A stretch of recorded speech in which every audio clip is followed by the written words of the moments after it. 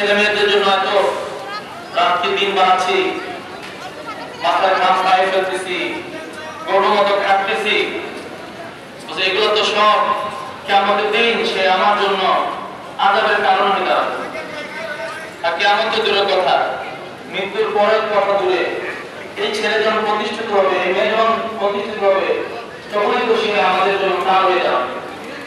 সে যখন বড় হবে, বুঝদার হবে, তখনই আল্লাহ তাদেরকে আযাব স্বরূপ আমাদেরকে দেখাবে।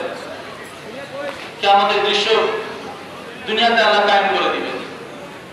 সে তো তার স্বার্থ বুঝবে, বানিয়েছেন এগুলো থাকাকে সে মনে করবে এখন তোমার সময় নাই, তো সে পাঠিয়ে দিবে, বিদ্যাস করে পাঠিয়ে দিবে।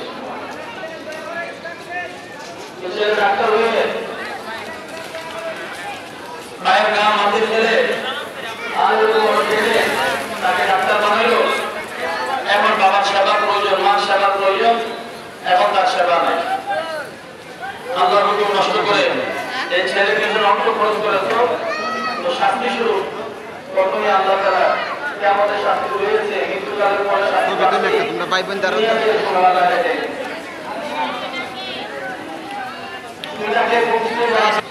সে তোমাকে ভুলে গিয়েছে, বিপদে সে তোমার পাশে নেই। কোরআনে বলেছেন রহমান ছেলে সন্তান, স্ত্রী হচ্ছে আমার আল্লাহর হুকুম অনুযায়ী, নবীজি হযরত মুহাম্মদ সাল্লাল্লাহু আলাইহি ওয়াসাল্লাম এর সুন্নাহ আদর্শ অনুযায়ী, তখন কি তারা আমাদের জন্য রহমত হবে, তারা আমাদের জন্য ভালোবাসার পাত্র হবে। আর না হলে এরাই আমার জন্য দুশমন হয়ে দাঁড়াবে, আমার জন্য শত্রু হয়ে দাঁড়াবে, আমার জ্বালার কারণ হয়ে দাঁড়াবে।